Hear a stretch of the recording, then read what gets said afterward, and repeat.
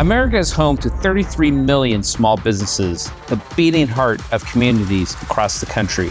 And proof that the American dream is still alive. This is a show about those dreamers and doers and the communities they serve. Their real life stories. Their struggles and successes. Their grit, determination, and passion. And the people who fight to keep their American dream alive. I'm Alfredo Ortiz. I'm Elaine Parker. And it's time for another episode of Main Street Matters, America's small business megaphone. To another episode of Main Street Matters, America's small business megaphone. I'm Elaine Parker, the president of the Job Creators Network Foundation. And I'm Jamie Bowers, a producer here at Main Street Matters. And as always, you can subscribe to the show at salempodcastnetwork.com or wherever you get your podcasts from. Today, we are thrilled to be joined by Congressman Tim Walberg. Congressman Walberg is currently serving his 8th term in Congress as the representative of Southern Michigan. In the 118th Congress, Tim serves on the House Energy and Commerce Committee and the House Education and the Workforce Committee. He's joining us today to discuss proposed legislation that he's introduced that would block Joe Biden from rescinding Donald Trump's rule that expanded association healthcare plans. Congressman Walberg, welcome to Main Street Matters. Thank you so much for joining us today. Well, it's great to be with you and great to be with people who understand the issues of what makes America great at the Main Street. Yes, absolutely. And small businesses, we represent small businesses at Job Creators Network. There's 30 million of them out there. They employ about 60 million people. So when we think about the small business community, we don't just think about sectors of business. We think about them as one community, and that's 90 million people that are dependent on the success of small business. So they truly are the backbone of America. I wanted to start out with just helping our audience understand sort of what an association healthcare plan is and what the Trump era rule did for them, because we called it an absolute game changer. Yeah, it is, it was, and it can be. The Association Health Plan, I guess, to cut to the chase, it simply says, if you're in a small business and you're an employee in the small business and you want to have an insurance healthcare policy plan that is similar to what your brothers and sisters may have in a large corporation or a union shop, you can have it simply by banding together with communities of interest, associations, and then with the numbers that would bring in of people who are employed in small businesses but doing very similar things. You can have the economy of scale that allows you to have a benefit base that is very much like what you could get in a large corporation or a union shop.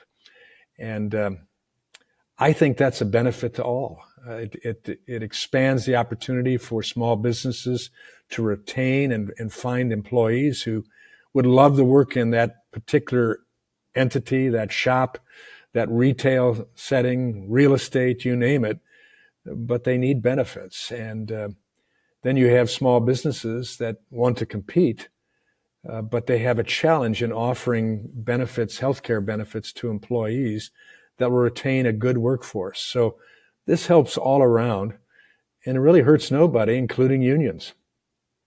So basically, it allows these small businesses in kind of like-minded industries to come together as a group and create a larger group, even if they're not the same company, and band together and providing them the same kind of purchasing power that IBM or General Motors has, or any other large corporation. And if there's 10,000 small businesses that are band together or 1,000 small businesses band together, they're going to have greater buying power than one small business that has 10 employees, but they can all benefit from that large group purchase, right? But yeah, and what Trump's proposal did, what he moved forward, was even better in the sense it said if you were a small business person, an entrepreneur, self-employed, those people struggle not with ideas or grit and courage and industry, but they struggle with having that economy of scale that will enable them to stay in business with a health care plan that works for them and their family.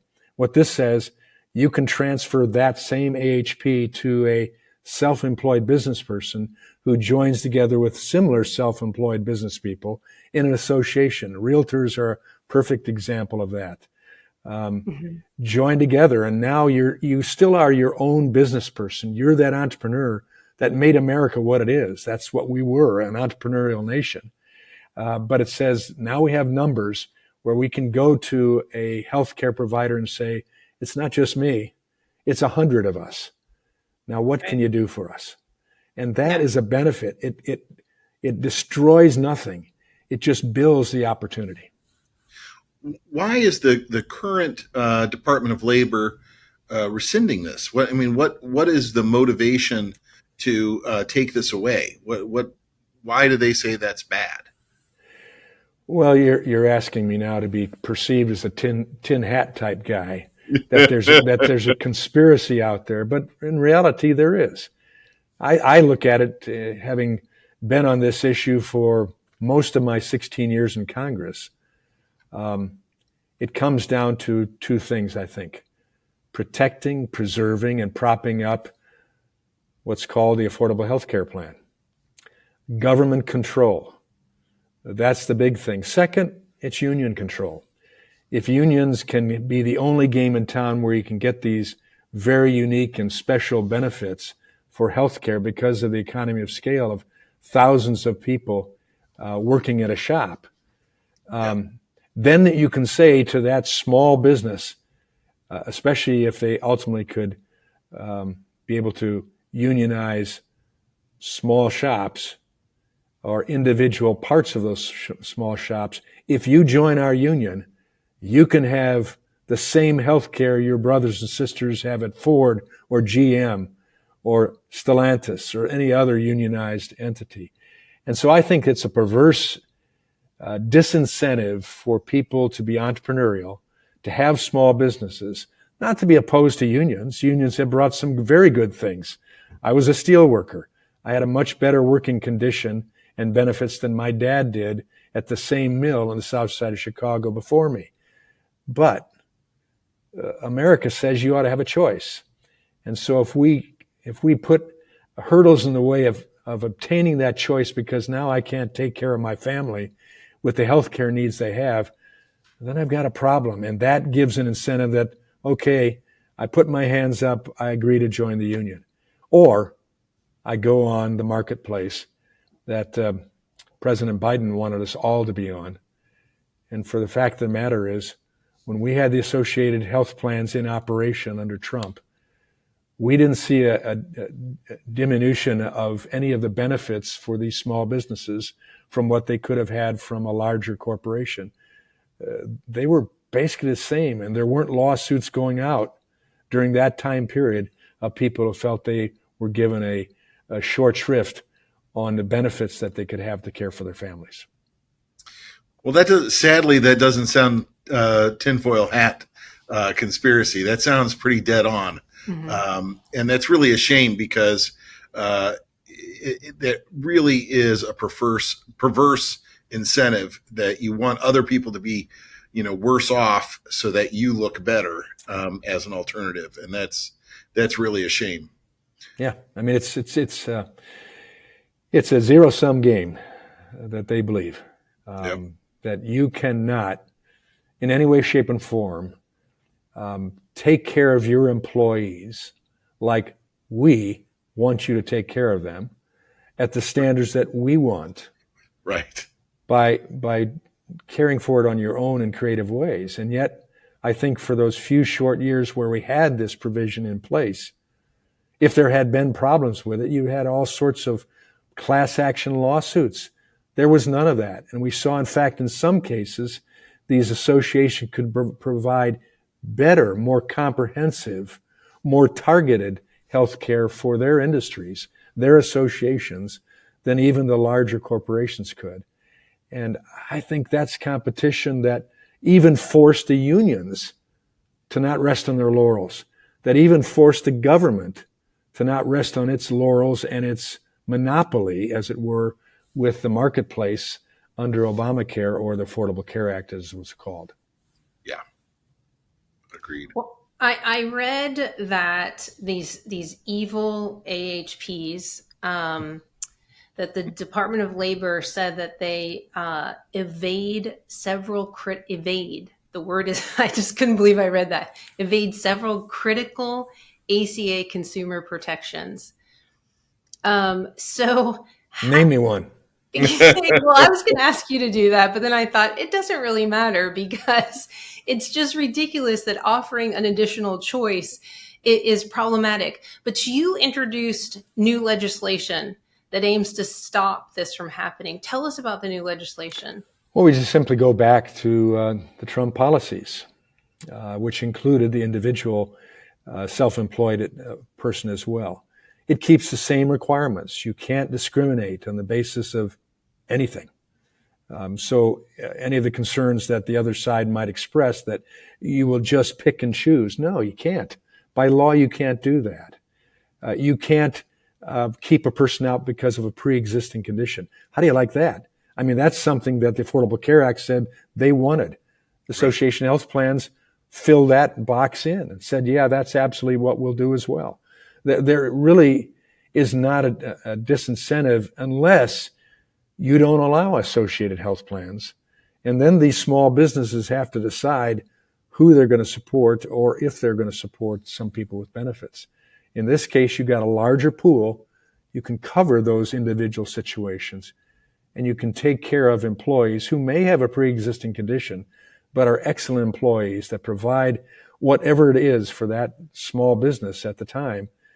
Now they have a place that's a safe harbor for them that they can go in. So my bill would just put that back, saying that you can join together in like-minded associations, doing for your employees all the same, offering benefits at a reduced cost because you have now bargaining power due to larger numbers of employee base. And so employer, you have the benefit now of saying, hey, you don't need to take that offer to Corporation X or Ford Motor Company or General Motors. Nothing wrong with them, but you don't have to. You've got great potential here. You've got expansion opportunities. Oh, by the way, I'd love to in the future give you an opportunity for further education to become an engineer, for instance. But I can also provide you in the meantime equal benefits to what you'd get, and you can do your employment lifestyle right here in your hometown. I mean, for a lot of people, especially the younger people now who are really looking for lifestyle issues more than simply salaries, wages, etc. They want those options that they can have and the ability to work close to home. This will give them that chance. And it's just one. It won't work for everybody. Right. But why stop it from working for anybody? Yeah. And you know what else is interesting about the AHPs and allowing individual entrepreneurs is a lot of people, it's great when you're young and healthy and you probably don't even care about having health insurance and you think, I've got this great idea, I'm going to build a new app and I don't even need health insurance. But if you're older and you have a great idea, do you know how many people are trapped in those jobs because of the health insurance issue, but they've got a great idea and they can't pursue it or they don't pursue it for fear of losing their health insurance or not being able to afford health insurance. And so these were great avenues. How do we convince Democrats that having choice and competition and price transparency leads to better outcomes for people? Those are not negative things. No, they aren't. And I think the time is now, maybe more so than before. One of the unintended consequences or silver linings of COVID was we found that people could be more creative in their work style, their workplace. And we had a lot of people who moved out of, for instance, in my district, out of Detroit area or Ann Arbor and moved to Dexter, Chelsea, Saline, Tecumseh, smaller towns where the quality of life they felt was better for the kids, good schools, good education, safer environments, less traffic, less cost for housing. Mm-hmm.